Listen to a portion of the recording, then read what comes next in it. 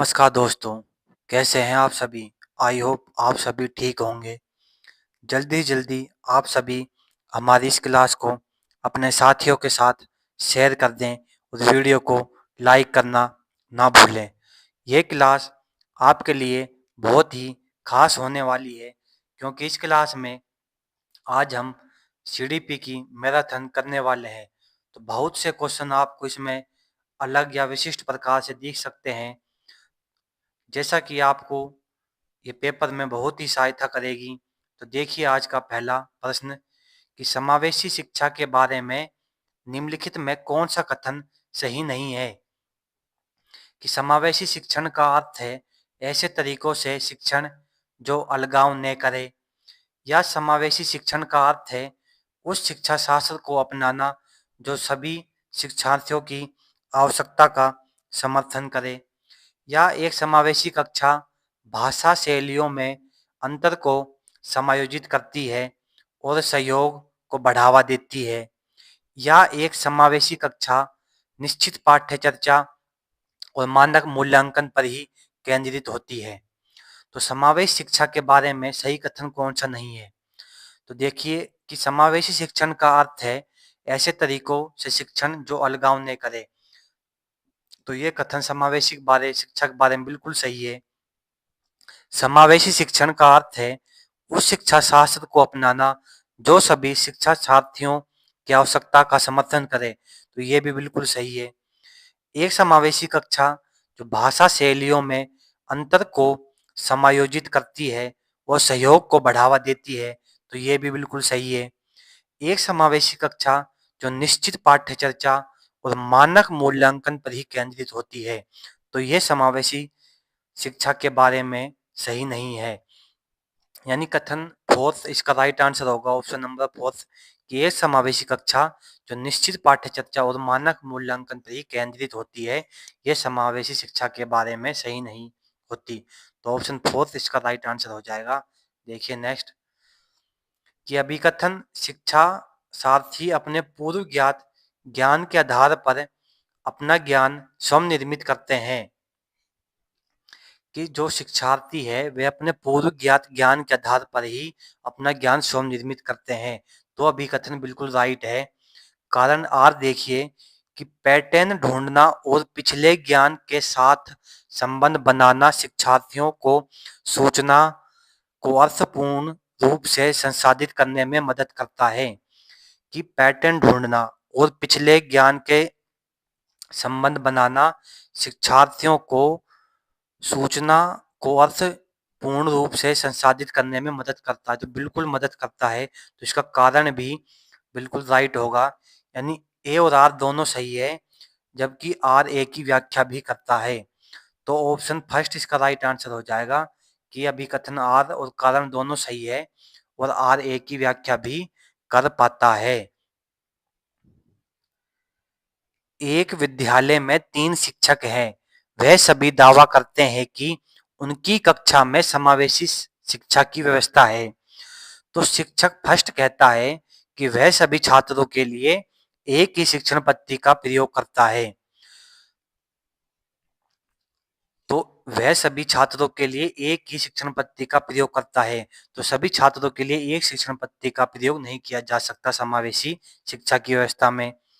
शिक्षक सेकंड कहता है कि वह कक्षा में विभिन्न विद्यार्थियों की आवश्यकताओं के अनुरूप शिक्षण रणनीतियों का प्रयोग करता है। कि शिक्षक सेकंड कहता है कि समावेशी कक्षा में विभिन्न विद्यार्थियों की आवश्यकताओं के अनुरूप शिक्षण रणनीतियों का प्रयोग किया जा सकता है। तो शिक्षक सेकंड की एक समावेशी कक्षा की शिक्षा की व्यवस्था हो सकती है। और शिक्षक थर्ड देखिए कि वह केवल अकादमिक रूप से मजबूत छात्रों पर ध्यान केंद्रित करता है। तो बिल्कुल नहीं किया जा सकता। शिक्षक फोर्थ कहता है कि वह दिव्यांग छात्रों के लिए अतिरिक्त जिम्मेदारी से बचता है। तो बिल्कुल नहीं बचा जा सकता। तो शिक्षक फोर्थ भी गलत होगा।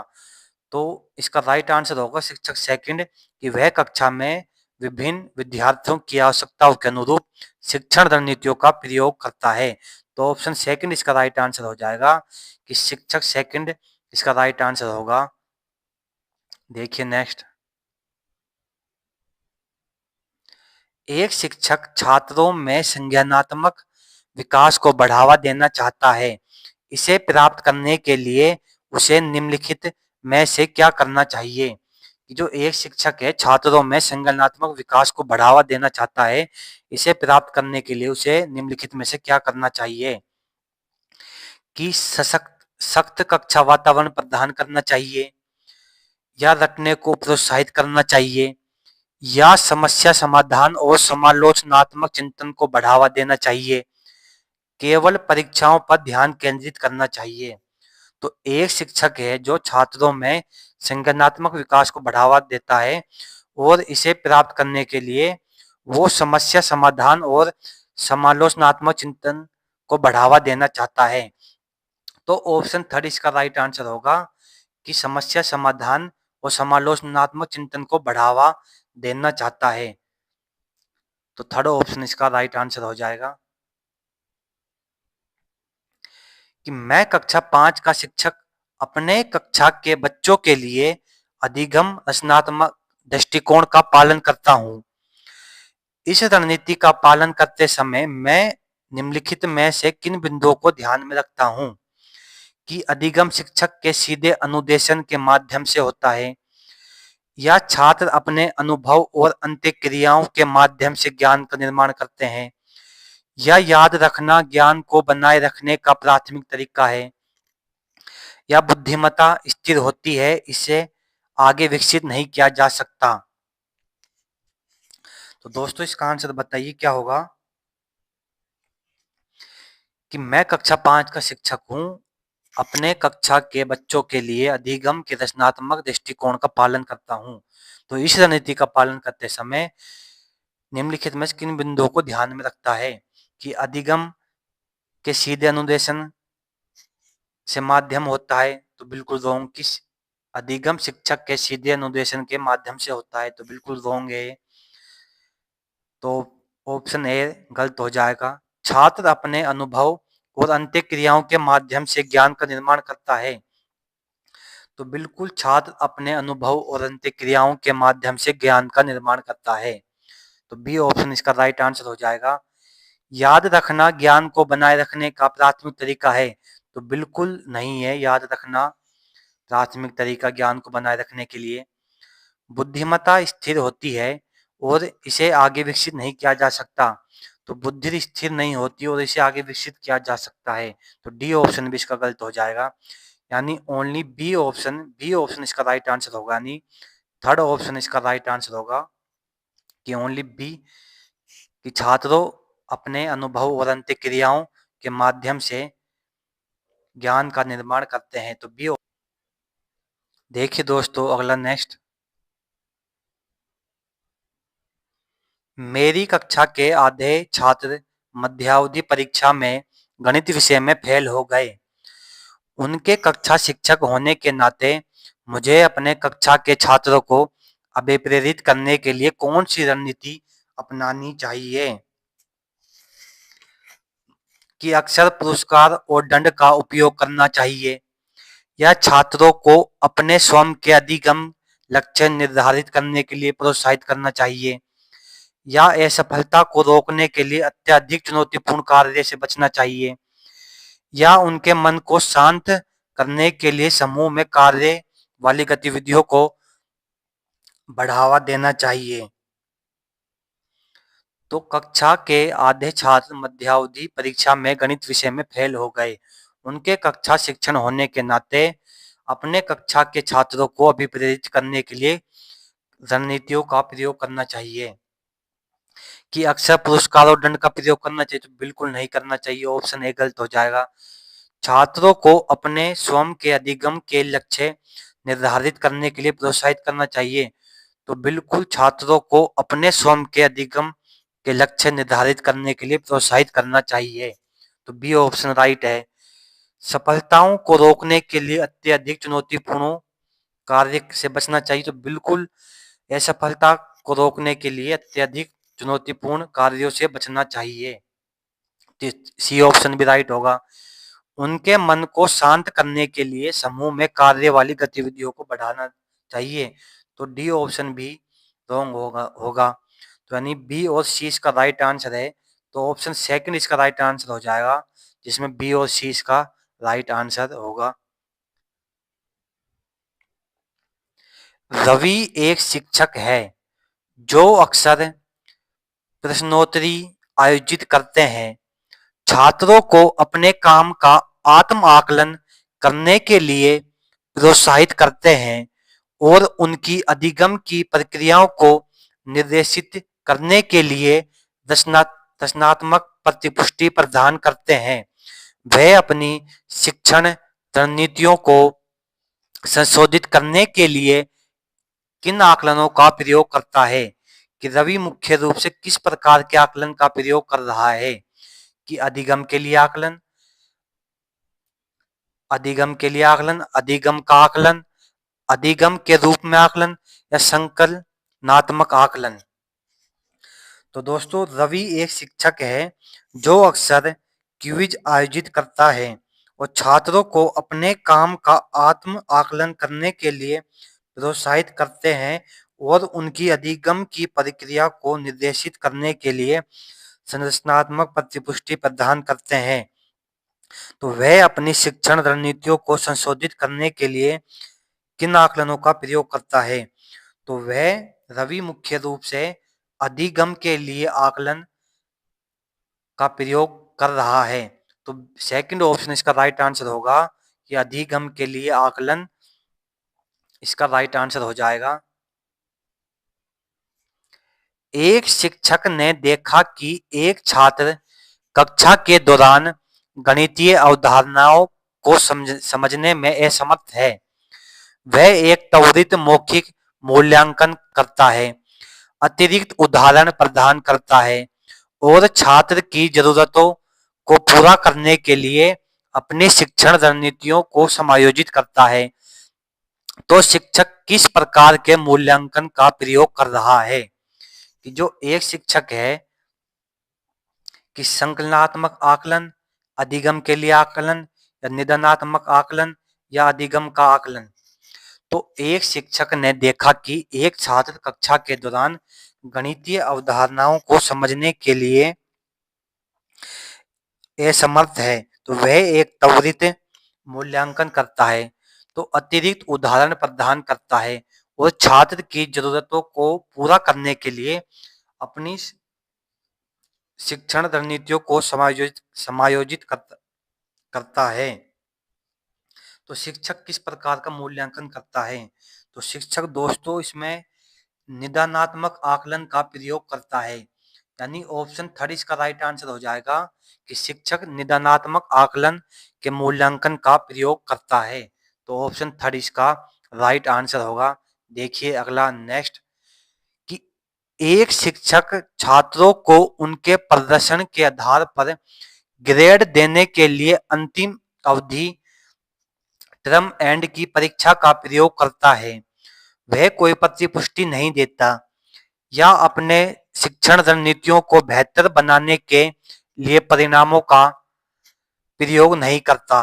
तो यह किस प्रकार के मूल्यांकन का प्रतिनिधित्व करता है?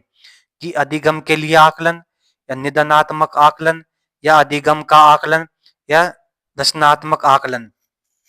जो एक शिक्षक है वो छात्रों को उनके प्रदर्शन के आधार पर ग्रेड देने के लिए अंतिम अवधि की परीक्षा का प्रयोग करता है और वह कोई प्रतिपुष्टि नहीं देता या अपने शिक्षण रणनीतियों को बेहतर बनाने के लिए परिणामों का प्रयोग नहीं करता।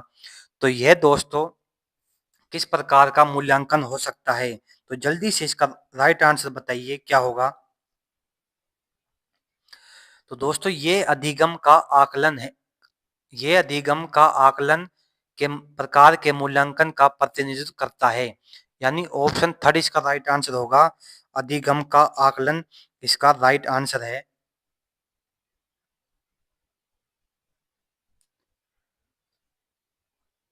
मैं मनोवैज्ञानिक का छात्र हूँ और अधिगम के विषय के बारे में अध्ययन कर रहा था। मैंने एक कागज पर कुछ बिंदु लिखे, तो निम्नलिखित में से कौन सा बिंदु अधिगम के बारे में सही है? कि अधिगम शिक्षार्थी के पूर्व ज्ञान पर निर्भर करता है या अधिगम का तात्पर्य पूर्व वैचारिक योजनाओं के पुनर्गठन से है, या अधिगम का सामाजिक क्रियाओं द्वारा संसाधित होती है, या अधिगम एक प्रक्रिया नहीं अपितु एक उत्पाद है। तो दोस्तों, मैं मनोवैज्ञानिक का छात्र हूँ और अधिगम के विषय के बारे में अध्ययन कर रहा था। तो मैंने एक कागज पर कुछ बिंदु लिखे, तो कौन सा बिंदु अधिगम के बारे में सही है? तो दोस्तों, अधिगम शिक्षार्थी के पूर्व ज्ञान के रूप में निर्भर करता है। तो बिल्कुल अधिगम शिक्षार्थी के पूर्व ज्ञान पर निर्भर करता है। अधिगम का तात्पर्य पूर्व वैचारिक योजनाओं के पुनर्गठन से होता है। तो बिल्कुल सही है कि अधिगम का तात्पर्य पूर्व वैचारिक योजनाओं के पुनर्गठन से होता है। अधिगम को सामाजिक क्रियाओं द्वारा संसाधित किया जा सकता है।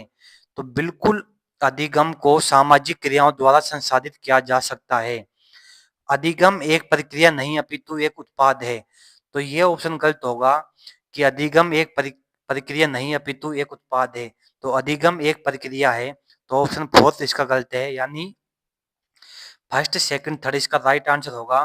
तो फोर्थ ऑप्शन इसका राइट आंसर हो जाएगा, जिसमें फर्स्ट सेकंड थर्ड ऑप्शन मौजूद है। तो फोर्थ ऑप्शन इसका राइट आंसर होगा।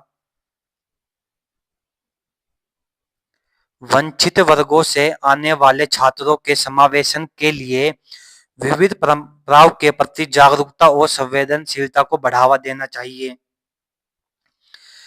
या पहचान आधारित रूढ़ियों को प्रमाणित करना और प्रोत्साहित करना चाहिए, या सामाजिक संबद्धता के आधार पर कक्षा में अलगाव करना चाहिए, या कक्षा में छात्रों को समान क्षमता वाले समूह में विभाजित करना चाहिए।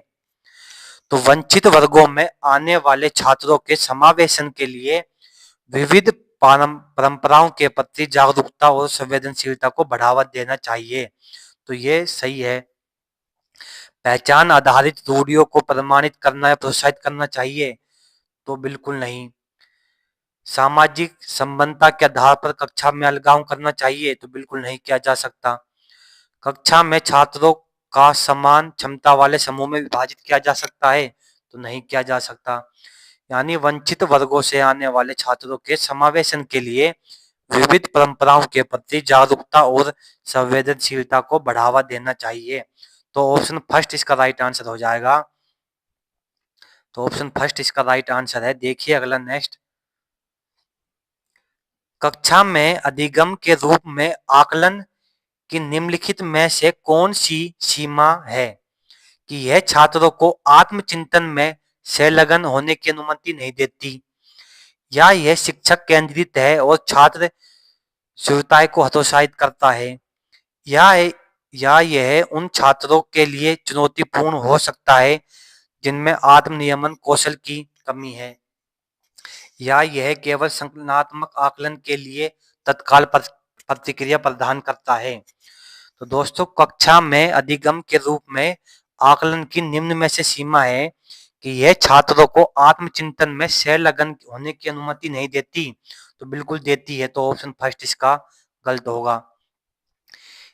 कि सेकंड यह शिक्षक केंद्रित है और छात्र स्वयं को हतोत्साहित करते हैं, तो बिल्कुल हतोत्साहित नहीं करते। तो सेकंड ऑप्शन में इसका गलत है। यह उन छात्रों के लिए चुनौतीपूर्ण है हो सकती है जो जिनमें आत्म नियमन और कौशल की कमी है, तो बिल्कुल थर्ड ऑप्शन इसका राइट आंसर होगा कि कक्षा में अधिगम के रूप में आकलन की सीमा उन छात्रों के लिए चुनौतीपूर्ण हो सकती है जिनमें आत्म नियमन कौशल की कमी होती है। तो ऑप्शन थर्ड इसका राइट आंसर है। देखिए अगला नेक्स्ट, एक शिक्षक छात्रों को एक चुनौतीपूर्ण विषय से परिचित कराता है और छात्रों द्वारा सामग्री पर काम करने के दौरान संकेत प्रदर्शन और उदाहरण प्रदान करता है। धीरे धीरे जैसे जैसे छात्र में आत्मविश्वास बढ़ता है, शिक्षक इसी सहायता को कम करता है जाता है। इस शिक्षण दृष्टिकोण को कहा जाता है कि अनुभवनात्मक अधिगम, विभेदित अनुदेशन, पाढ़ या प्रत्यक्ष अनुदेशन। तो एक शिक्षक छात्रों को एक चुनौतीपूर्ण विषय से परिचित कराता है और छात्रों द्वारा प्रदर्शन और उदाहरण प्रदान करता है। धीरे धीरे जैसे जैसे छात्रों में आत्मविश्वास बढ़ता है, शिक्षक उसकी सहायता कम करता चला जाता है। तो यह शिक्षण की दृष्टि से पाठ कहलाता है, यानी इसका फोल्डिंग कहलाता है। तो थर्ड ऑप्शन इसका राइट आंसर होगा, पाठ इसका राइट आंसर होगा, यानी वो इसकी सहायता करता है। तो देखिए नेक्स्ट, कि शिक्षक के लिए छात्रों की शिक्षा को बढ़ाने के लिए प्रतिपुष्टि का प्रयोग करने का सबसे प्रभावी तरीका क्या है? कि केवल शैक्षणिक वर्ष के अंत में संकलनात्मक आकलन के दौरान प्रतिपुष्टि प्रदान करना, या तत्काल और रचनात्मक प्रतिपुष्टि दें जो सुधार के लिए विशिष्ट क्षेत्रों पर ध्यान केंद्रित करती हो, या केवल गलतियों को हाइलाइट करें और छात्रों से उन्हें दोहराने से बचने के लिए कहें, या छात्रों के प्रदर्शन की उनके साथियों के साथ तुलना करने के साथ साधन के रूप में प्रतिपुष्टि का प्रयोग करें। तो शिक्षक के लिए छात्रों की शिक्षा को बढ़ाने के लिए प्रतिपुष्टि का सबसे प्रभावी तरीका है कि तत्काल और रचनात्मक प्रतिपुष्टि दें और सुधार के लिए विशिष्ट क्षेत्रों पर ध्यान केंद्रित करना जरूरी होता है। यानी सेकंड ऑप्शन इसका राइट आंसर होगा कि शिक्षक के लिए छात्रों की शिक्षा को बढ़ाने के लिए तत्काल और रचनात्मक प्रतिपुष्टि दें जो सुधार के लिए विशिष्ट क्षेत्रों पर ध्यान केंद्रित कर सकता है। तो सेकंड ऑप्शन इसका राइट आंसर है। देखिए दोस्तों, निम्नलिखित में कौन सी चीज अधिगम के रूप में आकलन की मुख्य विशेषता है? कि शिक्षक छात्रों की उपलब्धि को मापने के लिए मूल्यांकन करता है और ग्रेड प्रदान करता है, या छात्र अपने शिक्षक से प्रतिपुष्टि के निष्क्रिय प्राप्त करता होते हैं, या छात्र अपनी प्रगति की निगरानी करने और अपने अधिगम पर विचार करने की जिम्मेदारी लेते हैं, या मूल्यांकन का प्रयोग मानकीकृत बेंचमार्क के विरुद्ध छात्रों के प्रदर्शन की तुलना के लिए किया जा सकता है।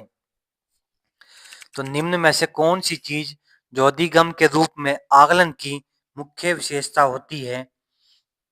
तो दोस्तों इसका राइट आंसर बताइए क्या होगा? कि शिक्षक छात्रों की उपलब्धि को मापने के लिए मूल्यांकन करता है और ग्रेड प्रदान के लिए। तो दोस्तों यह कथन फर्स्ट गलत होगा कि ग्रेड प्रदान करने के लिए शिक्षक का मूल्यांकन नहीं किया जा सकता। तो ऑप्शन फर्स्ट गलत है। छात्र अपने शिक्षक से प्रतिपुष्टि के निष्क्रिय प्राप्त करता होते तो बिल्कुल नहीं होते, तो सेकंड ऑप्शन भी गलत है।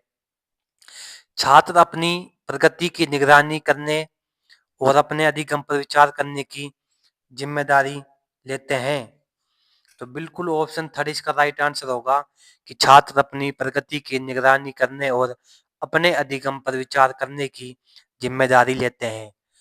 फोर्थ देखिए कि मूल्यांकन का उपयोग मानकीकृत बेंचमार्क के विरुद्ध छात्रों के प्रदर्शन की तुलना करने के लिए किया जाता है, तो बिल्कुल नहीं किया जा सकता। तो इसका ऑप्शन थर्ड इसका राइट आंसर होगा कि छात्र अपनी प्रगति की निगरानी करने के लिए अपने अधिगम पर विचार करने की जिम्मेदारी स्वयं लेते हैं। तो थर्ड ऑप्शन इसका राइट आंसर हो जाएगा। देखिए नेक्स्ट, एक शिक्षक एक क्रियाकलाप तैयार करता है जिसमें छात्र एक चेक लिस्ट का प्रयोग करके अपने स्वयं के काम का आकलन करते हैं और फिर सहपाठियों के साथ अपने आत्म मूल्यांकन पर चर्चा करते हैं। इसका उद्देश्य छात्रों को उनकी ताकत को पहचानने और सुधार के क्षेत्रों की पहचान करने में मदद करना है। तो इस मूल्यांकन दृष्टिकोण का उद्देश्य छात्रों में क्या विकसित करता है? कि साथियों के बीच प्रतिस्पर्धा, या आत्मनियमन एवं परासंज्ञानात्मक कौशल, या याद रखना और रटना, या शिक्षक की प्रतिक्रिया पर निर्भरता। तो दोस्तों, एक शिक्षक जो एक क्रियाकलाप तैयार करता है जिसमें वह छात्रों के एक चेकलिस्ट का प्रयोग करके अपने स्वयं के काम का भी आकलन करता है और फिर सहपाठियों के साथ अपने आत्म मूल्यांकन पर चर्चा करता है। इसके उद्देश्य से छात्रों को उनकी ताकत और पहचानने और सुधार के क्षेत्रों की पहचान करने में मदद होती है। तो यह मूल्यांकन आत्मनियमन एवं परासंज्ञानात्मक कौशल का उद्देश्य छात्रों को विकसित करता है। तो सेकंड ऑप्शन इसका राइट आंसर होगा, आत्मनियमन एवं परासंज्ञानात्मक कौशल इसका राइट आंसर होगा बिल्कुल। कि मैं कक्षा 7 का शिक्षक हूँ। मुझे प्रधान शिक्षक द्वारा अपनी कक्षा में विभेदित अनुदेशन का प्रयोग करने के लिए कहा गया। मुझे निम्नलिखित में से कौन सी प्रक्रिया का पालन करना चाहिए? कि सभी छात्रों को उनकी क्षमताओं की परवाह किए बिना एक ही पाठ और गतिविधि पढ़ाना, या छात्रों को उनकी अधिगम की शैली के आधार पर समूहीकृत करना और उनकी जरूरतों को पूरा करने के लिए गतिविधियों को तैयार करना, या उच्च उपलब्धि वाले छात्रों पर अतिरिक्त ध्यान केंद्रित करना ताकि उनकी क्षमताओं को अधिकतम किया जा सके, या अपने प्रदर्शन बेहतर बनाने के लिए संघर्ष शिक्षार्थियों को अधिक कार्यभार देना। तो मैं कक्षा 7 का शिक्षक हूँ। मुझे प्रधान शिक्षक द्वारा अपनी कक्षा में विभेदित अनुदेशन का प्रयोग करने के लिए कहा गया। तो मैं कौन सी प्रक्रिया का पालन करूंगा? तो दोस्तों, इसका राइट आंसर बताइए क्या होगा? तो कि सभी छात्रों को उनकी क्षमताओं की परवाह किए बिना एक ही पाठ का गतिविधियों को पढ़ाना चाहिए। तो बिल्कुल नहीं पढ़ाना चाहिए, तो ऑप्शन फर्स्ट इसका गलत हो जाएगा। छात्रों को उनकी अधिगम की शैली के आधार पर समूहीकृत करना और उनकी जरूरतों को पूरा करने के लिए गतिविधियों को तैयार करना चाहिए। तो बिल्कुल सही है कि छात्रों को उनकी अधिगम की शैलियों के आधार पर समूहीकृत करना और उनकी जरूरतों को पूरा करने के लिए गतिविधि का प्रयोग तैयार किया जाना चाहिए। कि उच्च उपलब्धि वाले छात्र पर अतिरिक्त ध्यान केंद्रित करना ताकि उनकी क्षमताओं का अधिकतम किया जा सके। तो दोस्तों, बिल्कुल ये रॉन्ग है। थर्ड ऑप्शन भी इसका गलत होगा। अपने प्रदर्शन को बेहतर बनाने के लिए संघर्ष शिक्षार्थी को अधिक कार्यभार देना तो बिल्कुल गलत है। तो सेकंड ऑप्शन इसका राइट आंसर हो जाएगा। ऑप्शन नंबर 2 इसका राइट आंसर है। देखिए अगला नेक्स्ट, कि एक शिक्षक एक ऐतिहासिक स्थल की फील्ड ट्रिप का आयोजन करता है और छात्रों को समूह चर्चा और रचनात्मक परियोजनाओं के माध्यम से अपने अनुभव पर विचार करने के लिए प्रोत्साहित करता है। तो यह शिक्षण पद्धति किसका एक उदाहरण है? कि रटने का, या अनुभवनात्मक अधिगम, या व्यवहारवादी शिक्षण, या प्रत्यक्ष अनुदेशन। तो दोस्तों, एक शिक्षक एक ऐतिहासिक स्थल की फील्ड ट्रिप का आयोजन करता है और छात्रों को समूह चर्चा और रचनात्मक परियोजनाओं के माध्यम से अपने अनुभव पर विचार करने के लिए प्रोत्साहित करता है। तो यह शिक्षण पद्धति अनुभवनात्मक अधिगम का उदाहरण है। तो यानी सेकंड ऑप्शन इसका राइट आंसर होगा, अनुभवनात्मक अधिगम इसका राइट आंसर है। यानी ऑप्शन 2 इसका राइट आंसर होगा। देखिए नेक्स्ट, अभिकथन ए की विद्यालयी पाठ्यक्रम में शिक्षार्थी के सांस्कृतिक ज्ञान को उचित स्थान मूल्य दिया जाना चाहिए। कि विद्यालय पाठ्यक्रम में शिक्षार्थी के सांस्कृतिक ज्ञान को उचित स्थान और मूल्य दिया जाना चाहिए। तो बिल्कुल दिया जाना चाहिए। अभिकथन फर्स्ट बिल्कुल राइट है।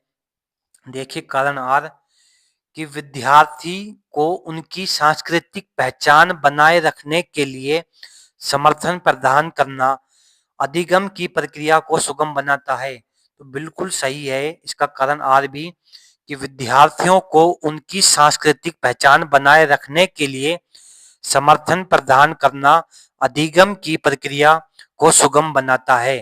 तो कारण आर भी सही है। यानी अभिकथन ए और कारण आर दोनों सही है। जबकि आर ए की व्याख्या भी कर पाता है। तो फर्स्ट ऑप्शन इसका राइट आंसर होगा।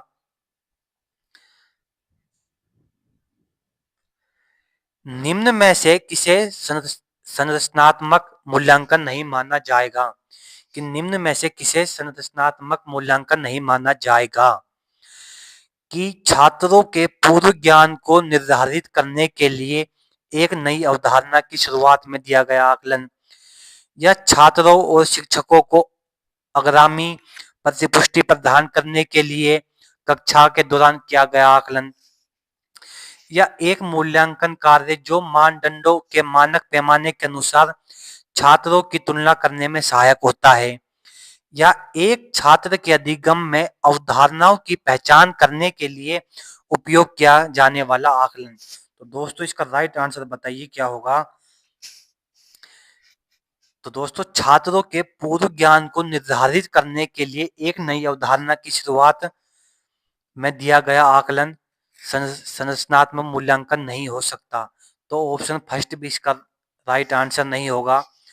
छात्रों और शिक्षकों को आगामी प्रतिपुष्टि प्रदान करने के लिए कक्षा के दौरान दिया गया आकलन, तो ये भी दोस्तों संरचनात्मक मूल्यांकन नहीं माना जाएगा।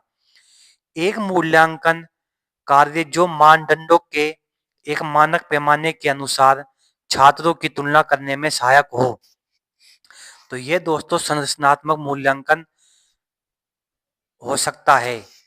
कि एक मूल्यांकन कार्य जो मानदंडों के एक मानक पैमाने के अनुसार छात्रों की तुलना करने में सहायक होता है, तो ये संरचनात्मक मूल्यांकन नहीं माना जाएगा। तो यानी थर्ड ऑप्शन इसका राइट आंसर होगा। ऑप्शन नंबर थर्ड इसका राइट आंसर है कि एक छात्र के अधिगम में अवधारणाओं की पहचान करने के लिए उपयोग किया जाने वाला आकलन संरचनात्मक मूल्यांकन हो सकता है। तो यानी फोर्थ ऑप्शन भी इसका रॉन्ग आंसर होगा। तो थर्ड ऑप्शन इसका राइट आंसर है। देखिए अगला नेक्स्ट, निम्नलिखित में से कौन सी डिसलेक्सिया एक विशिष्ट विशेषता है? कि निम्न में से कौन सी डिसलेक्सिया की एक विशिष्ट विशेषता है? कि संरचनात्मक समस्या समाधान में कठिनाई, या ध्वन्यात्मक प्रसंस्करण में कठिनाई, या शारीरिक समन्वय में कठिनाई, या स्थानिक जागरूकता में कठिनाई। तो निम्न में से डिसलेक्सिया की एक विशिष्ट विशेषता नहीं है। तो ध्वन्यात्मक प्रसंस्करण में कठिनाई डिसलेक्सिया की एक विशेषता है। तो सेकंड ऑप्शन इसका राइट आंसर होगा। ध्वन्यात्मक प्रसंस्करण में कठिनाई इसका राइट आंसर होगा। देखिए नेक्स्ट, निम्नलिखित में से किस प्रकार के प्रश्न किसी छात्र की जानकारी का समालोचनात्मक मूल्यांकन करने की क्षमता का आकलन करने में मदद कर सकते हैं? कि ऐसे प्रश्न जो किसी शब्द की सरल परिभाषा पूछते हैं, या ऐसे प्रश्न जो छात्र की व्यक्तिगत राय पूछते हैं, या ऐसे प्रश्न जो पाठ को मान्य करने वाले उदाहरण पूछते हैं, या ऐसे प्रश्न जो पाठ का सारांश पूछते हैं। तो कौन से किस प्रकार के प्रश्न जो छात्र की जानकारी को समालोचनात्मक मूल्यांकन करने की क्षमता का आकलन करने में मदद करते हैं? कि ऐसे प्रश्न जो किसी शब्द की सरल परिभाषा पूछते हैं, तो फर्स्ट ऑप्शन गलत है। या ऐसे प्रश्न जो छात्र की व्यक्तिगत राय पूछते हैं, तो ये भी गलत है। कि ऐसे प्रश्न जो छात्र जो पाठ को मान्य करने के वाले उदाहरण पूछते हैं, तो ऑप्शन थर्ड इसका राइट आंसर होगा। तो थर्ड ऑप्शन इसका राइट आंसर हो जाएगा। देखिए नेक्स्ट, क्षति एक खालिस्तान स्थिति है जबकि क्षमता एक खालिस्तान स्थिति है। कि जैविक कार्यात्मक कार्यात्मक जैविक, या क्रियात्मक शारीरिक, या सामाजिक मनोवैज्ञानिक। तो क्षति एक जैविक स्थिति है जबकि यह क्षमता एक कार्यात्मक स्थिति है। यानी फर्स्ट ऑप्शन इसका राइट आंसर हो जाएगा कि क्षति एक जैविक स्थिति होती है जबकि यह क्षमता एक कार्यात्मक स्थिति होती है। तो फर्स्ट ऑप्शन इसका राइट आंसर है। निम्न में से कौन सा संज्ञान और भावनाओं के बीच संबंध को उपयुक्त रूप से परिभाषित करता है कि संज्ञान और संवेग दो स्वतंत्र प्रणालियां हैं। यह संज्ञान और भावना आपस में एक दूसरे पर पारस्परिक रूप से निर्भर करते हैं। यह संज्ञान संवेगों को प्रभावित करता है, लेकिन इसका विपरीत नहीं है। संवेग संज्ञान को प्रभावित करते हैं, लेकिन इसका विपरीत नहीं है। तो संज्ञान और भावनाओं के बीच संबंध को उपयुक्त रूप से परिभाषित करता है कि संज्ञान और संवेग दोनों स्वतंत्र प्रणाली होते हैं, तो नहीं होते। फर्स्ट ऑप्शन इसका रॉन्ग होगा। संज्ञान और भावना आपस में एक दूसरे पर पारस्परिक रूप से निर्भर होते हैं, तो बिल्कुल संज्ञान और भावना आपस में एक दूसरे पर पारस्परिक रूप से निर्भर होते हैं। तो सेकंड ऑप्शन इसका राइट आंसर है। संज्ञान और संवेगों को प्रभावित करता है, लेकिन इसका विपरीत नहीं है, तो बिल्कुल थर्ड ऑप्शन इसका रॉन्ग आंसर है। संवेग संज्ञान को प्रभावित करते हैं, लेकिन इसका विपरीत नहीं है, तो फोर्थ ऑप्शन भी गलत हो जाएगा। तो सेकंड ऑप्शन इसका राइट आंसर होगा कि संज्ञान और भावना आपस में एक दूसरे पर पारस्परिक रूप से निर्भर होते हैं। एक माध्यमिक विद्यालय के शिक्षक छात्रों को अवधारणाओं और वास्तविक दुनिया के अनुप्रयोगों के बीच संबंध बनाने में मदद करके सार्थक अधिगम को सक्षम बनाना चाहते हैं। तो निम्नलिखित में कौन सी गतिविधि एक उपयुक्त शैक्षणिक रणनीति होगी? कि छात्रों को नियम और परिभाषा याद करने दें, या छात्रों को बहुविकल्पी प्रश्नों वाली कार्यपत्रक पूरी करने दें, या विद्यार्थियों को उद्दीपक प्रतिक्रिया अनुबंधन की विधि सीखने दें, या छात्रों को छोटे समूहों में वर्तमान मुद्दे पर शोध करने दें और अपने निष्कर्षों को कक्षा में प्रस्तुत करें। तो दोस्तों इसका आंसर बताइए क्या होगा? तो एक माध्यमिक विद्यालय के शिक्षक छात्रों को अवधारणाओं और वास्तविक दुनिया के अनुप्रयोगों के बीच संबंध बनाने में मदद करके सार्थक अधिगम को सक्षम बनाना चाहते हैं। तो ये इसमें सबसे उपयुक्त रणनीति कौन सी होगी? कि छात्रों को नियम और परिभाषा याद कराएं, तो बिल्कुल नहीं, ऑप्शन फर्स्ट भी गलत। छात्रों को बहुविकल्पीय प्रश्नों वाली कार्यपत्रक पूरी करने दें, तो बिल्कुल नहीं, ऑप्शन सेकंड गलत। विद्यार्थियों को उद्दीपक प्रतिक्रिया अनुबंधन की विधि में सीखने दें, तो ऑप्शन थर्ड भी गलत।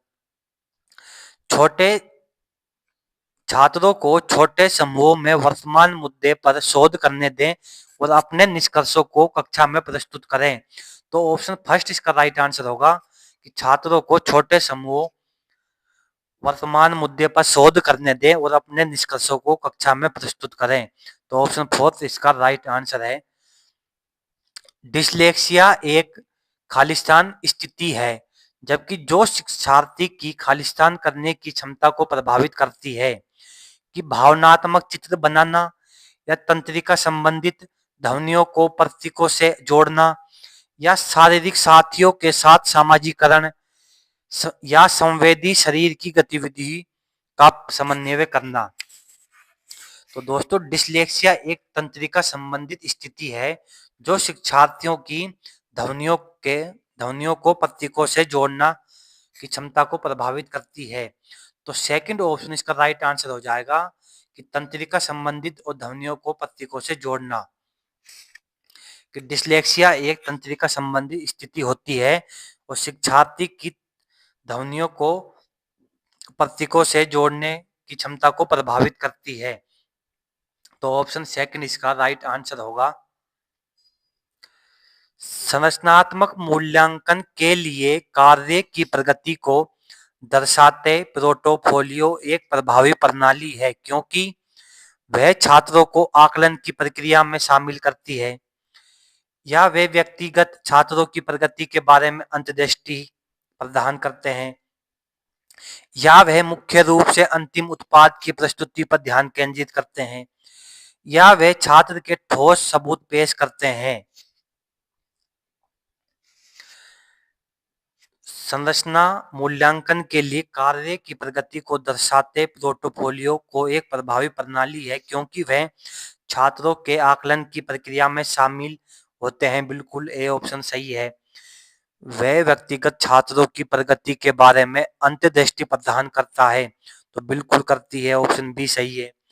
वह मुख्य रूप से अंतिम उत्पाद प्रस्तुति पर ध्यान केंद्रित करते हैं, तो बिल्कुल नहीं करते, थर्ड ऑप्शन गलत हो जाएगा, ऑप्शन सी। वह छात्र अधिगम के ठोस सबूत पेश करते हैं, तो बिल्कुल करते हैं, यानी ए बी डी ऑप्शन इसका राइट आंसर होगा। तो फोर्थ ऑप्शन इसका राइट आंसर हो जाएगा, जिसमें ए बी डी ऑप्शन स्थित है, तो फोर्थ ऑप्शन इसका राइट आंसर होगा। अभिकथन ए समावेशी कक्षा में अधिगम के लक्ष्यों, शैक्षणिक रणनीतियों के साथ साथ आकलन में भी अनुकूलन किया जाना चाहिए।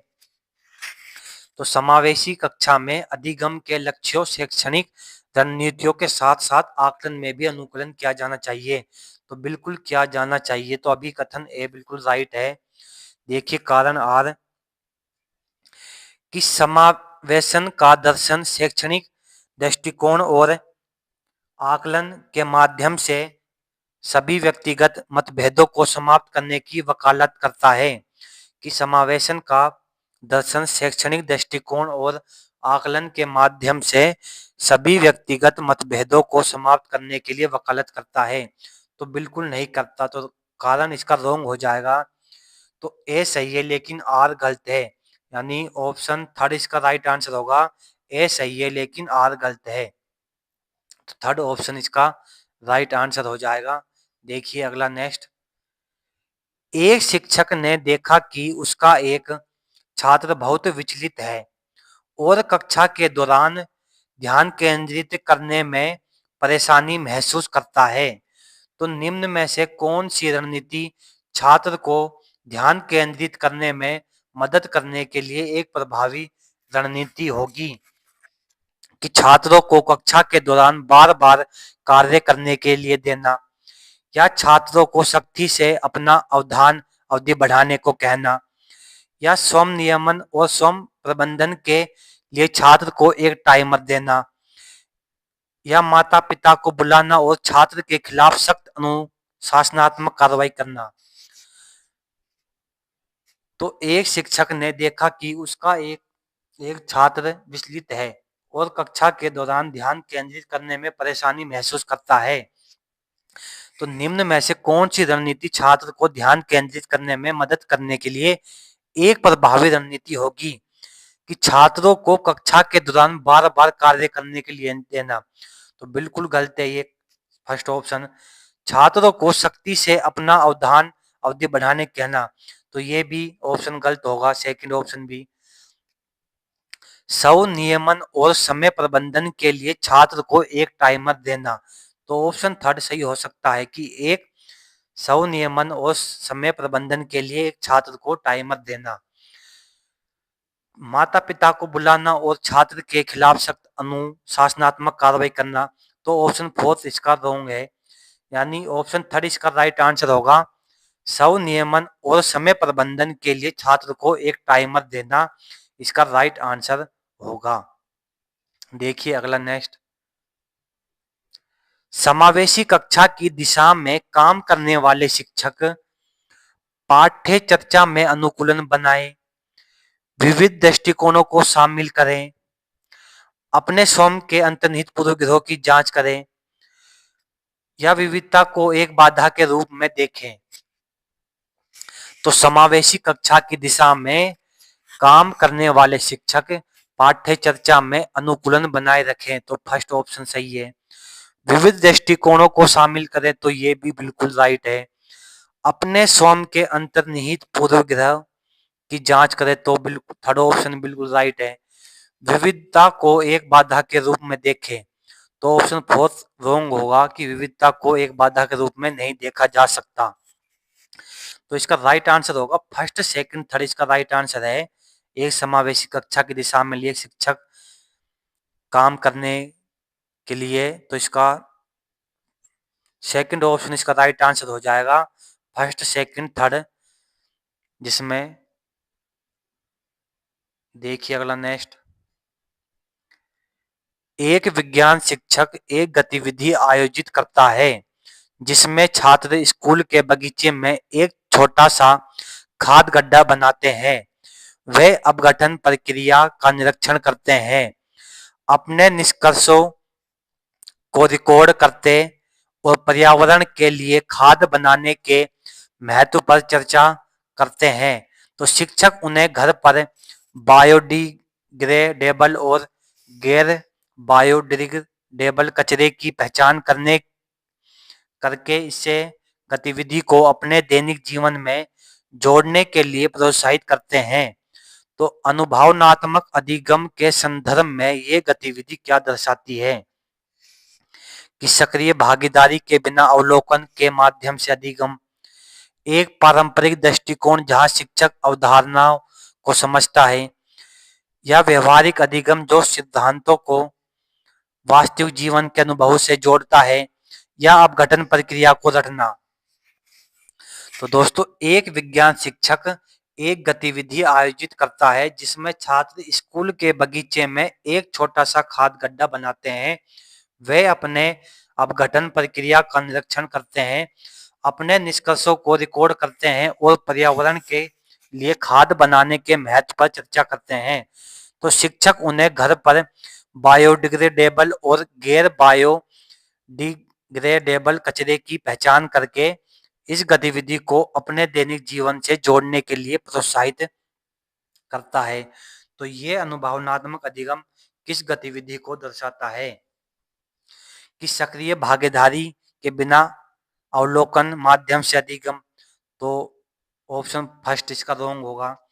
एक पारंपरिक दृष्टिकोण जहां शिक्षक अवधारणा को समझाता है, तो सेकंड भी रॉन्ग है कि व्यवहारिक अधिगम जो सिद्धांतों को वास्तविक जीवन के अनुभवों से जोड़ता है। तो थर्ड ऑप्शन इसका राइट आंसर होगा कि जहां सिद्धांतों को व्यवहारिक अधिगम वास्तविक जीवन के अनुभवों से जोड़ता है। तो थर्ड ऑप्शन इसका राइट है। अब गठन प्रक्रिया को रटना तो बिल्कुल नहीं, तो ऑप्शन फोर्थ भी इसका गलत होगा। तो यानी थर्ड ऑप्शन इसका राइट आंसर होगा, ऑप्शन नंबर थर्ड। देखिए नेक्स्ट। निम्न में से कौन सा शिक्षण दृष्टिकोण रचनावादी सिद्धांतों के सिद्धांतों को सबसे अच्छी तरह से दर्शाता है कि शिक्षक संरचित व्याख्यान प्रारूप में सभी जानकारी प्रदान करता है और छात्र इसे याद करते हैं। छात्र सहयोगी परियोजनाओं में सक्रिय रूप से भाग लेते हैं और अपने विचारों को साझा करते हैं और विषय की अपनी समझ का निर्माण करते हैं। शिक्षक समस्याओं को हल करने के लिए सही विधि का प्रदर्शन करता है और छात्रों पुनरावृत्ति अभ्यास के माध्यम से अभ्यास करते हैं। यह शिक्षक पाठ के दौरान वांछित छात्र व्यवहार सुनिश्चित करने के लिए पुरस्कार और दंड का उपयोग करता है। तो कौन सा शिक्षण जो दृष्टिकोण रचनावादी सिद्धांत के सिद्धांतों को सबसे अच्छी तरह से दर्शाता है कि शिक्षक संरचित व्याख्यान प्रारूप में सभी जानकारी प्रदान करता है जो छात्र इसे याद करते हैं। तो बिल्कुल नहीं, तो ऑप्शन फर्स्ट रॉन्ग हो जाएगा। छात्र सहयोगी परियोजनाओं में सक्रिय रूप से भाग लेते हैं और अपने विचारों को साझा करते हैं और विषय की अपनी समझ को निर्माण करते हैं। तो बिल्कुल सेकंड ऑप्शन हो सकता है। शिक्षक समस्याओं को हल करने के लिए सही विधि का प्रदर्शन करता है और छात्र पुनरावृत्ति के माध्यम से अभ्यास करता है। तो बिल्कुल नहीं, थर्ड ऑप्शन इसका रॉन्ग है। शिक्षक पाठ के दौरान वांछित छात्र व्यवहार सुनिश्चित करने के लिए पुरस्कार और दंड का प्रयोग करता है। तो बिल्कुल नहीं करता, तो फोर्थ ऑप्शन भी इसका राइट आंसर होगा। तो रॉन्ग आंसर होगा। तो सेकंड ऑप्शन इसका राइट आंसर है कि दृष्टिकोण रचनावादी सिद्धांत के सिद्धांतों को सबसे अच्छी तरह से छात्र सहयोगी परियोजनाओं में सक्रिय रूप से भाग लेने और अपने विचारों को साझा करने और विषय की अपनी समझ का निर्माण करता है। तो सेकंड ऑप्शन इसका सबसे बढ़िया राइट आंसर होगा। निम्न में कौन सा परिदृश्य अधिगम के रूप में आकलन को सबसे बेहतर ढंग से दर्शाता है कि शिक्षक छात्रों के समग्र प्रदर्शन को निर्धारित करने के लिए अंतिम परीक्षा देता है, या एक छात्र एक अधिगम को लोग रखता है जहां वह इस बात पर विचार करते हैं कि उन्होंने क्या समझा, इन्हें किससे संघर्ष करना पड़ा और वह कैसे सुधार करने के लिए योजना बनाते हैं। यह शिक्षक छात्रों को अगली परीक्षा की तैयारी में मदद करने के लिए कक्षा परीक्षण पर प्रतिपुष्टि प्रदान करता है। यह शिक्षक छात्रों के पूर्व ज्ञान की पहचान करने के लिए एक निदानात्मक परीक्षण आयोजित करता है। तो निम्नलिखित में से कौन सा परिदृश्य अधिगम के रूप में आकलन को सबसे बेहतर ढंग से दर्शाता है कि शिक्षक छात्रों के समग्र प्रदर्शन को निर्धारित करने के लिए अंतिम परीक्षा हो सकती है? तो बिल्कुल नहीं हो सकती। तो फर्स्ट ऑप्शन इसका रॉन्ग होगा। एक छात्र एक अधिगम का लोग रखता है जहां वे इस बात पर विचार करते हैं कि उन्होंने क्या समझा, उन्हें किससे संघर्ष करना पड़ा और वे कैसे सुधार करने की योजना बनाते हैं। तो सेकंड ऑप्शन इसका राइट आंसर हो जाएगा कि एक छात्र एक अधिगम को लोग रखता है और वहां वे इस बात पर विचार करते हैं कि उन्होंने क्या समझा, क्या सीखा, क्या संघर्ष करा और वे कैसे उनको सुधार सकते हैं। तो सेकंड ऑप्शन इसका राइट आंसर होगा। एक शिक्षक रोल प्ले गतिविधि का आयोजन करके सामुदायिक सहायकों की अवधारणा का परिचय देता है। प्रत्येक छात्र सामुदायिक सहायक की भूमिका निभाता है, जैसे कि डॉक्टर, किसान या अग्निशामक, और अपनी दैनिक जिम्मेदारियों को निभाता है। फिर शिक्षक एक चर्चा की सुविधा प्रदान करता है जहां छात्र अपनी भूमिका पर विचार करते हैं, जो उन्हें सिखा है, जैसे साझा करते हैं और विचार विमर्श करते हैं कि सहायक समाज में कैसे योगदान करते हैं। तो यह गतिविधि अनुभवनात्मक शिक्षण सिद्धांतों के साथ कैसे संरेखित होती है कि यह न्यूनतम छात्र संवाद के साथ सैद्धांतिक ज्ञान पर ध्यान केंद्रित करता है, या इसमें समझ को गहरा करने के लिए सक्रिय भागीदारी और चिंतन शामिल है, या यह सामाजिक सहायकों की भूमिकाओं को समझ जाने के लिए केवल शिक्षक के व्याख्यानों का प्रयोग करता है, या यह छात्रों को अपने व्यक्तिगत दृष्टिकोण साझा करने में हतोत्साहित करता है। तो एक शिक्षक रोल प्ले गतिविधि का आयोजन करता है जिसमें सामुदायिक सहायकों की अवधारणा का परिचय भी देता है। प्रत्येक छात्र सामुदायिक सहायक की भूमिका भी निभाते हैं, जैसे कि डॉक्टर, किसान या अग्निशामक, और अपनी दैनिक जिम्मेदारियों को भी निभाते हैं। फिर शिक्षक एक चर्चा की सुविधा प्रदान करता है जहां छात्र अपनी भूमिका पर विचार करते हैं, उन्होंने सीखा, जैसे साझा करते हैं और विचार विमर्श करते हैं कि सहायक समाज में कैसे योगदान किया जाता है। यह गतिविधि अनुभवनात्मक शिक्षण सिद्धांत के साथ किस प्रकार संरेखित होती है? तो इसमें समझ को गहरा करने के लिए सक्रिय भागीदारी और चिंतन शामिल होता है। तो सेकंड ऑप्शन इसका राइट आंसर होगा कि इसमें समझ को गहरा करने के लिए सक्रिय भागीदारी और चिंतन शामिल होते हैं।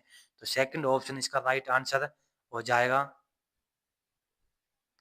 अभिकथन ए सहयोगात्मक शिक्षण छात्रों में समालोचनात्मक सोच और सामाजिक कौशल को बढ़ावा देता है।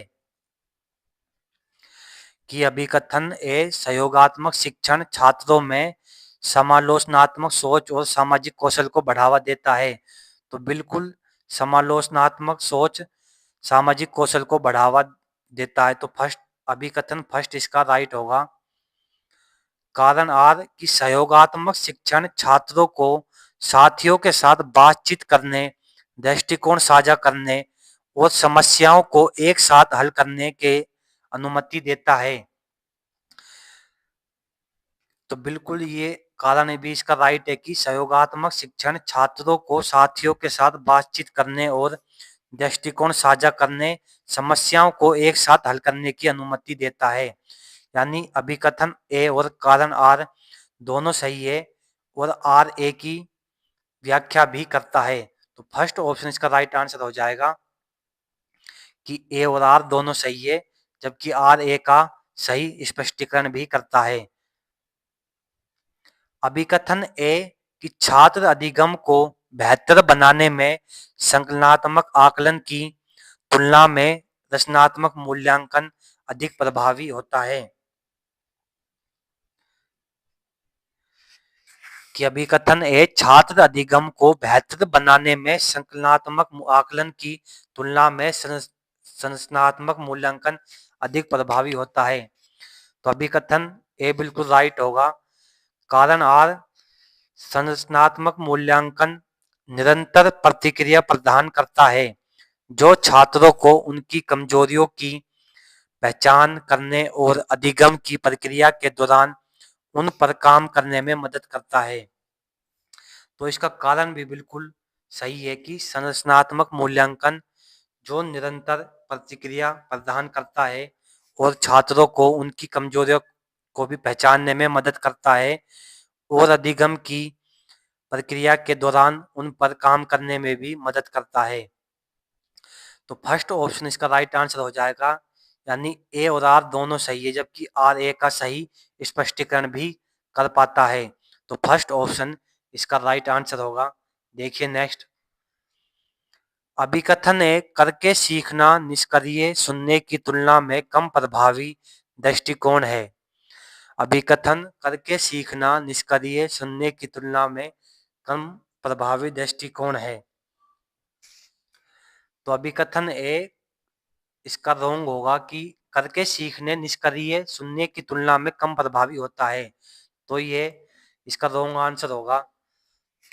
अनुभवनात्मक शिक्षण छात्रों को वास्तविक जीवन की स्थितियों में अवधारणाओं को लागू करने की अनुमति देता है, जो गहरी समझ और अवधारणाओं में मदद करता है। कि कारण आर अनुभवनात्मक शिक्षण छात्रों को वास्तविक जीवन की स्थितियों में अवधारणाओं को लागू करने की अनुमति देता है। तो बिल्कुल देता है, जो गहरी समझ और अवधारणात्मक में मदद करता है। तो बिल्कुल करता है। तो इसका कारण बिल्कुल राइट होगा, यानी अभिकथन ए गलत है लेकिन कारण इसका सही है। तो फोर्थ ऑप्शन इसका राइट आंसर हो जाएगा, ए गलत है लेकिन आर सही है। तो फोर्थ ऑप्शन इसका राइट आंसर है।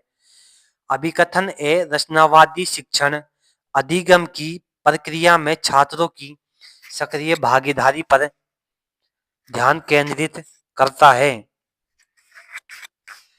कि रचनावादी शिक्षण अधिगम की प्रक्रिया में छात्रों की सक्रिय भागीदारी पर ध्यान केंद्रित करता है। तो बिल्कुल ध्यान केंद्रित करता है। तो अधिगम ए राइट होगा। कारण आर रचनावाद शिक्षक से छात्र रचनावाद शिक्षक से छात्रों तक ज्ञान के संरक्षण पर जोर देता है। कि कारण आर रचनावाद शिक्षक से छात्रों तक ज्ञान के चरण पर जोर देता है। तो बिल्कुल नहीं देता। तो कारण इसका रॉन्ग होगा। लेकिन तो अभिकथन ए सही है लेकिन कारण आर गलत है। तो थर्ड ऑप्शन इसका राइट आंसर हो जाएगा।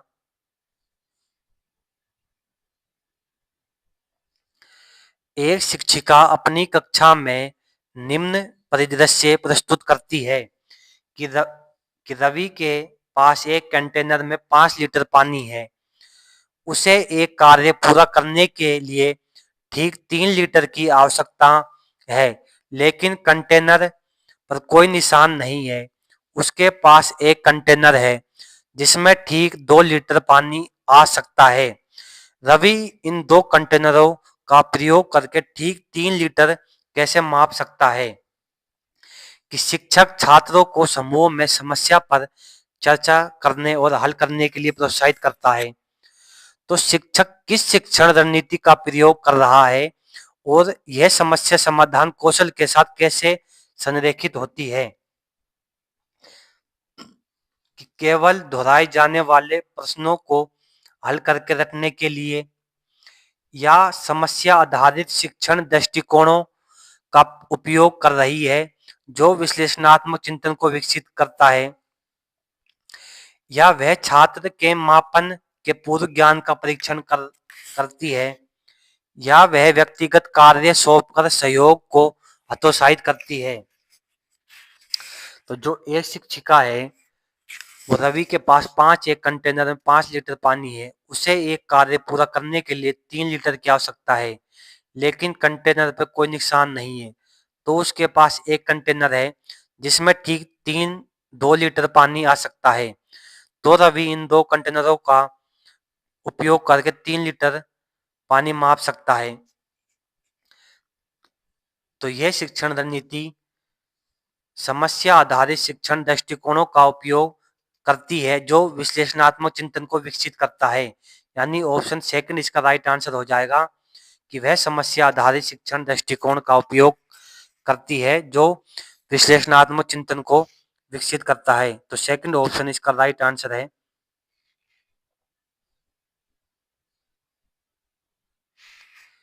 एक शिक्षक सक्रिय सहभागिता रणनीतियों को शामिल करके छात्रों के अधिगम को बढ़ाना चाहता है। वह अपने पाठों के दौरान समूह चर्चा, व्यवहारिक प्रयोग और समस्या समाधान गतिविधियों का प्रयोग करता है। तो निम्नलिखित में कौन सा प्राथमिक कारण है कि यह विविध छात्रों को बेहतर अधिगम में मदद करने में प्रभावी है? कि वह तथ्यों और सूत्रों को रटने को प्रोत्साहित करते हैं, या वह छात्रों के बीच सक्रिय भागीदारी, समालोचनात्मक सोच और सहयोग को बढ़ावा देते हैं, या वह शिक्षक की भूमिका को कम करते हैं और पूरी तरह से छात्र स्वतंत्रता पूर्ण ध्यान केंद्रित करते हैं, या वह संरचनात्मक आकलन के माध्यम से छात्र की प्रगति का आकलन करने की आवश्यकता को समाप्त करते हैं। तो एक शिक्षक सक्रिय सहभागिता रणनीतियों को शामिल करके छात्रों के अधिगम को बढ़ाना चाहती है, और वह अपने पाठों के दौरान समूह चर्चा, व्यवहारिक प्रयोग और समस्या समाधान गतिविधियों का प्रयोग करता है। तो कौन सा प्राथमिक कारण है कि ये विधियां छात्रों को बेहतर अधिगम में मदद करने में प्रभावी होती है? तो वह छात्रों के बीच सक्रिय भागीदारी, समालोचनात्मक सोच और सहयोग को बढ़ावा देते हैं। तो ऑप्शन सेकंड इसका राइट आंसर होगा कि वह छात्रों के बीच सक्रिय भागीदारी, समालोचनात्मक सोच को और सहयोग को बढ़ावा देते हैं। तो सेकंड ऑप्शन इसका राइट आंसर हो जाएगा। एक शिक्षक ने देखा कि कुछ छात्र आरेख, चार्ट और वीडियो देखकर बेहतर सीखते हैं, जबकि अन्य व्याख्यान सुनने या चर्चा में भाग लेने पर बेहतर सीखते हैं। इस विविधता को संबोधित करने के लिए शिक्षक अपनी कक्षा में विभिन्न शिक्षण विधियों को प्रयोग करने का निर्णय लेता है। तो शिक्षक छात्रों के अधिगम को बेहतर बनाने के लिए क्या लागू कर रहा है? कि अधिगम के लिए सार्वभौमिक डिजाइन की अवधारणा, जो विविध सीखने की जरूरतों को संबोधित करती है, या अधिगम के तरीकों को मानकीकृत करने के लिए रखने का सिद्धांत, या छात्रों की समझ का आकलन करने के लिए संकलनात्मक आकलन का उपयोग, या यह विचार के सभी छात्र पारंपरिक व्याख्यानों के माध्यम से समान रूप से अच्छी तरह से सीखते हैं। तो एक शिक्षक ने देखा कि कुछ छात्र आरेख, चार्ट और वीडियो देखकर बेहतर सीखते हैं, जबकि उन्हें व्याख्यान सुनने या चर्चा में भाग लेने से पर बेहतर सीखते हैं। तो इस विविधता को संबोधित करने के लिए एक शिक्षक अपनी कक्षा में विभिन्न शिक्षण विधियों का प्रयोग करने का निर्णय लेता है। तो शिक्षक छात्रों के अधिगम को बेहतर बनाने के लिए अधिगम के लिए सार्वभौमिक डिजाइन की अवधारणा, जो विविध सीखने की जरूरतों को संबोधित करता है। तो ऑप्शन फर्स्ट इसका राइट आंसर हो जाएगा कि अधिगम के लिए सार्वभौमिक डिजाइन की अवधारणा, जो विविध सीखने के जरूरतों को संबोधित करता है। तो फर्स्ट ऑप्शन इसका राइट आंसर होगा। देखिए अगला नेक्स्ट। एक शिक्षक छात्रों से अधिगम के लक्ष्य निर्धारित करने और प्रत्येक सप्ताह के अंत में अपनी प्रगति पर विचार करने के लिए कहता है। इस प्रक्रिया में पहचानना शामिल है कि उन्होंने क्या सीखा, उन्हें किन चुनौतियों का सामना करना पड़ा और वे इन चुनौतियों से कैसे निपटने की योजना बनाते हैं। यह दृष्टिकोण छात्रों को बेहतर अधिगम में कैसे मदद करता है कि यह आत्मचिंतन को हतोत्साहित करता है और केवल शिक्षक की प्रतिक्रिया पर ध्यान केंद्रित करता है, या यह छात्रों के बीच या यह छात्रों या यह छात्रों के बीच मेटा कॉग्निशन और स्व विनिमयती अधिगम को बढ़ावा देता है। यह छात्रों की अपनी अधिगम की जिम्मेदारी लेने की क्षमता को सीमित करता है, या यह छात्रों को अपनी ताकत और कमजोरियों को समझने से रोकता है। तो एक शिक्षक जो छात्रों से अधिगम के लक्ष्य निर्धारित करने और प्रत्येक सप्ताह के अंत में अपनी प्रगति पर विचार करने के लिए कहता है, इस प्रक्रिया में पहचानना शामिल है कि उन्होंने क्या सीखा, उन्हें किन चुनौतियों का सामना करना पड़ा और वे इन चुनौतियों को कैसे निपटने की योजना बनाते हैं। तो यह छात्रों के बीच मेटा कॉग्निशन और स्व विनिमयती अधिगम को बढ़ावा देते हैं। तो सेकंड ऑप्शन इसका राइट आंसर होगा। ऑप्शन नंबर 2 इसका राइट आंसर है।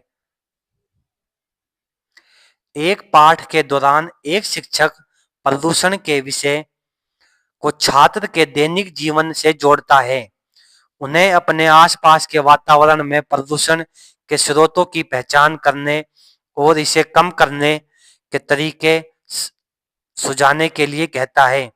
वह छात्रों को अपने निष्कर्षों को प्रस्तुत करने और अपने साथियों के साथ उन पर चर्चा करने के लिए प्रोत्साहित करती है। तो यह शिक्षण पद्धति छात्रों को बेहतर अधिगम में मदद क्यों कर सकती है कि यह वास्तविक जीवन की स्थितियों से जुड़े बिना सैद्धांतिक ज्ञान पर ध्यान केंद्रित करता है, या यह सक्रिय भागीदारी के बजाय निष्क्रिय सुनने को प्रोत्साहित करती है, या यह नई अवधारणाओं को पूर्व ज्ञान जोड़ती है और वास्तविक दुनिया में अनुप्रयोगों को बढ़ावा देती है, या यह सहयोगी गतिविधियों से बचती है जिसे व्यक्तिगत जवाबदेही सुनिश्चित होती है।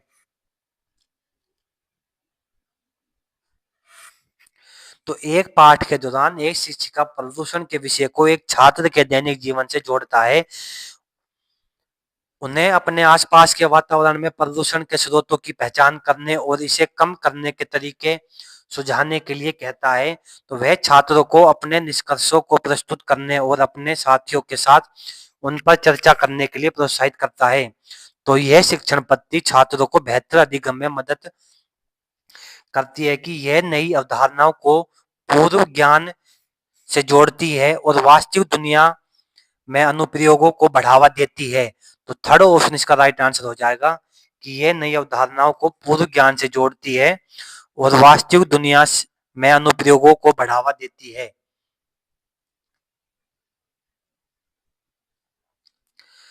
कक्षा के दौरान एक छात्र गणित की समस्या से जूझ रहा है।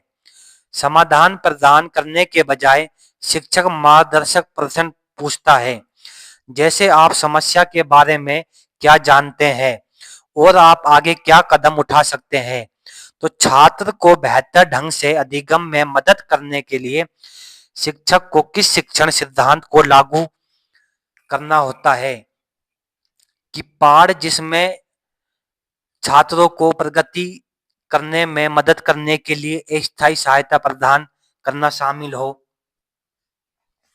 या याद रखना जो छात्रों को तथ्यों को याद करने में मदद करता हो, या मानकीकरण जो सुनिश्चित करता है कि सभी छात्र एक ही तरह से सीखते हैं, या प्रत्यक्ष अनुदेशन जहां शिक्षक छात्र के लिए समस्या हल कर सकता है। तो कक्षा के दौरान एक छात्र गणित की समस्या से जूझ रहा है और समाधान प्रदान करने के बजाय शिक्षक मार्गदर्शक प्रश्न पूछता है, जैसे आप समस्या के बारे में क्या जानते हैं और आप आगे क्या कदम उठा सकते हैं। तो छात्र को बेहतर ढंग से अधिगम में मदद करने के लिए शिक्षक पाठ जिसमें छात्रों को प्रगति करने में मदद करने के लिए स्थायी सहायता प्रदान प्रदान करना शामिल होता है। तो फर्स्ट ऑप्शन इसका राइट आंसर हो जाएगा कि जिसमें छात्रों को प्रगति करने में मदद करने के लिए स्थायी सहायता प्रदान करना शामिल है। तो फर्स्ट ऑप्शन इसका राइट आंसर है। निम्नलिखित में से कौन सा चरण कक्षा में एक सामान्य समस्या समाधान प्रक्रिया का हिस्सा नहीं है? कि समस्या की पहचान करना और उसे समझाना, समस्या को हल करने के लिए संभावित रणनीतियों की खोज करना, बिना किसी चिंतन के परीक्षण और त्रुटि को प्रोत्साहित करना, या इसकी प्रभावशीलता निर्धारित करने के लिए समाधान का आकलन करना। तो निम्न में से कौन सा चरण कक्षा में एक सामान्य समस्या समाधान प्रक्रिया का हिस्सा नहीं होता? तो बिना किसी चिंतन के परीक्षण और त्रुटि का प्रोत्साहित करना। तो थर्ड ऑप्शन इसका राइट आंसर होगा कि बिना किसी चिंतन के परीक्षण और त्रुटि को प्रोत्साहित करना समस्या समाधान प्रक्रिया का हिस्सा नहीं होता है। तो थर्ड ऑप्शन इसका राइट आंसर होगा। एक शिक्षक छात्रों को एक पहेली देता है जिसमें रंगीन ब्लॉक को एक विशिष्ट पैटर्न बनाने के लिए व्यवस्थित करना शामिल है। कुछ छात्र कार्य के साथ संघर्ष करते हैं और निराश हो जाते हैं। उनका समर्थन करने के लिए शिक्षक कार्यों को छोटे चरणों में तोड़ता है और मार्गदर्शन प्रश्न पूछता है, जैसे आप आगे क्या प्रयास कर सकते हैं और आपकी पिछली चाल ने पैटर्न को कैसे प्रभावित किया। तो इस दृष्टिकोण के माध्यम से शिक्षक किस समस्या समाधान कौशल को बढ़ावा देता है? कि छात्रों के बीच पहल पूरा करने के लिए प्रतिस्पर्धा को प्रोत्साहित करना, या छात्रों को दृढ़ता और मेटा कॉग्निटिव रणनीति विकसित करने में मदद करना, केवल उन छात्रों पर ध्यान केंद्रित करना जो कार्य में अच्छे प्रदर्शन कर रहे हैं, या निराशा को कम करने के लिए सीधे उत्तर प्रदान करना। तो एक शिक्षक छात्रों को एक ही पहेली देता है जिसमें रंगीन ब्लॉकों को एक विशिष्ट पैटर्न बनाने के लिए व्यवस्थित करना शामिल है। कुछ छात्र कार्य के साथ संघर्ष करते हैं और निराश हो जाते हैं। उनका समर्थन करने के लिए शिक्षक कार्य को छोटे चरणों में तोड़ देता है। मार्गदर्शक प्रश्न पूछता है, जैसे आप आगे क्या प्रयास कर सकते हैं और आपकी पिछली चाल ने पैटर्न को कैसे प्रभावित किया। तो इस दृष्टिकोण के माध्यम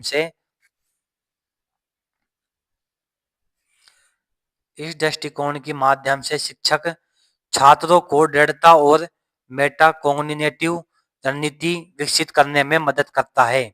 तो सेकंड ऑप्शन इसका राइट आंसर हो जाएगा।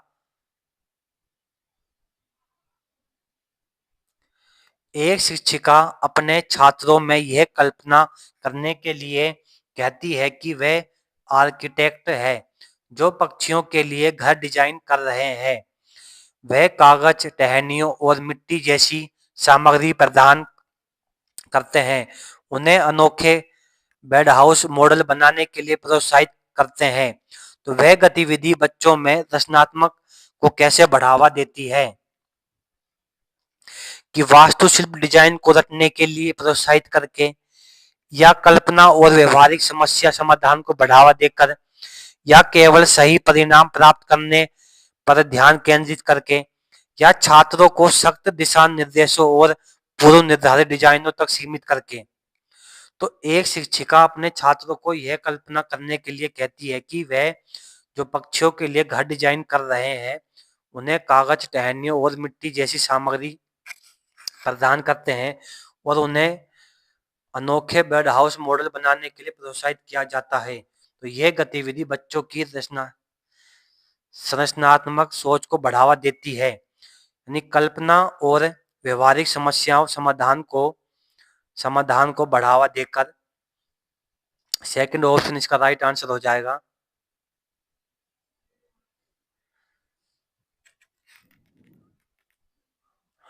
बच्चों में संरचनात्मक को बढ़ावा देने में निम्न में से कौन सी रणनीति सबसे कम प्रभावी है?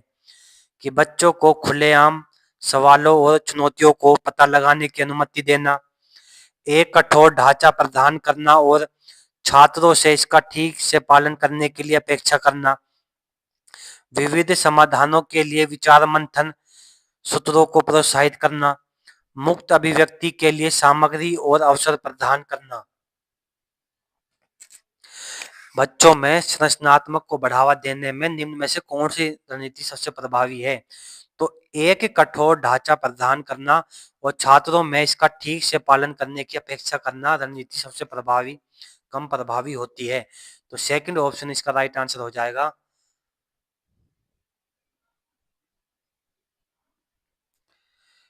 एक शिक्षिका अपने छात्रों को हाल ही में कक्षा में पढ़ी गई कहानी के लिए वैकल्पिक अंत लिखने के लिए प्रोत्साहित करती है।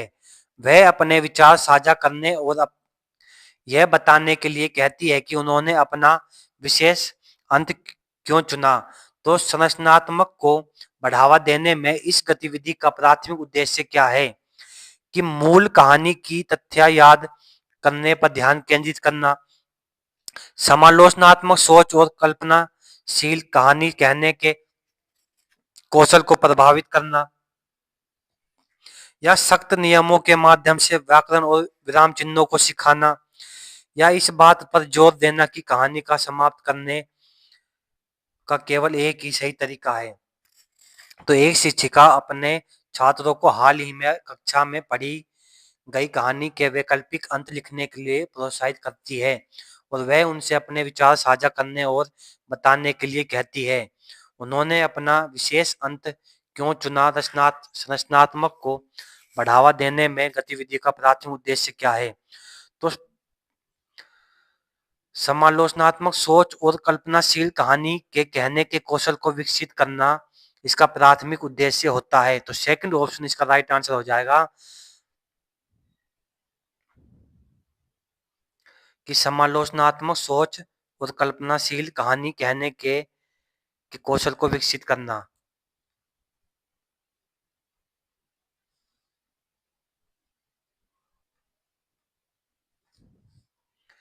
एक शिक्षक छात्रों को अपनी गलतियों पर विचार करने और उनसे सीखने के लिए प्रोत्साहित करता है। यह निम्न के किसके साथ संरेखित होते हैं? अनुभवनात्मक अधिगम, सक्रिय अनुबंधन, संरचनात्मक आकलन अभ्यास या पाठ। तो एक शिक्षक छात्रों को अपनी गलतियों पर विचार करने के लिए कहता है, विचार करने और उनसे सीखने के लिए प्रोत्साहित करता है। तो यह निम्न में से अनुभवनात्मक अधिगम के द्वारा होता है। तो ऑप्शन फर्स्ट इसका राइट आंसर होगा, अनुभवनात्मक अधिगम इसका राइट आंसर है।